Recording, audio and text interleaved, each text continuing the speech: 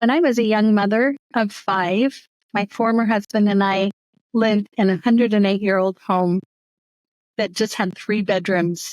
And we looked for and found a new home in Orem, Utah, that had 6 bedrooms, and moved into that home when my 6th baby was just 10 days old. So things were busy and kind of rough. My mother had passed a few years previously, and my support system was very limited. And a wonderful older woman that lived across the street and had challenges and problems of her own, and a son that had disabilities that she cared for. She recognized a need and came over several times and would offer to support me. So she would hold the baby and say, "You go take a nap," or she would bring soup for dinner, or she would come over and say, "I'm just going to do your dishes." And that was such an amazing thing to have someone that aware of those around her, even though she had so much going on in her life.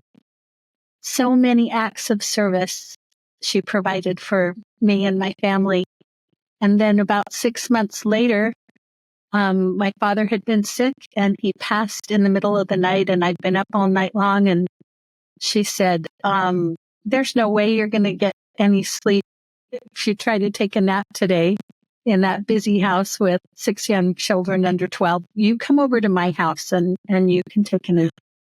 And so she continued to just show up in my life, to be there and to be a friend and nurture me and kind of mother me and be such an angel in my life. And to this day, she and I are good friends and keep in touch.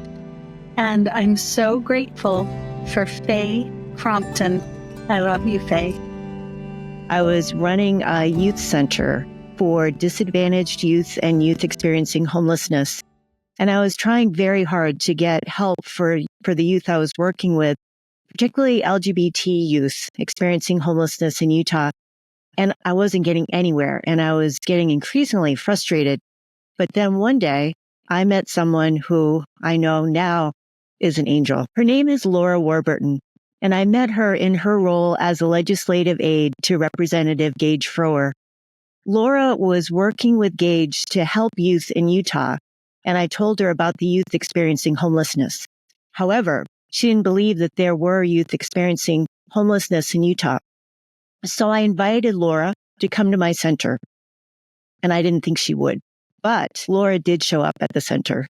And while Laura and I were there, we were arguing about homeless youth, there was a 12-year-old who walked by Laura and I, and he was coming to get socks and canned goods. And Laura noticed him, and she said, "What are you doing? Why do you need all those canned goods?" And he started speeding up because he didn't want to be noticed. And she said, "You aren't homeless, are you?" And the boy didn't say anything. And then Laura said, "How old are you?" And the boy said, in a fake, deep voice, "I'm 18. And then he said, "I'm 12. And he ran out the door. And Laura watched him go. And at that moment in time, my heart changed because I saw Laura's heart change.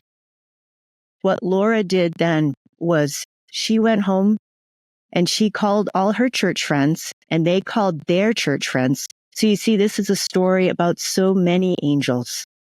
And the following week at the youth center, an 18-wheel flatbed truck pulled into our little parking lot, and it was piled high with coats for the homeless youth in Utah. Laura noticed that 12-year-old boy was wearing a t-shirt, and it was November. So Laura became an angel to that 12-year-old boy and hundreds more youth, because Laura then went on to change laws so that youth could access shelter. Laura changed my life that day, and now I see angels all around me.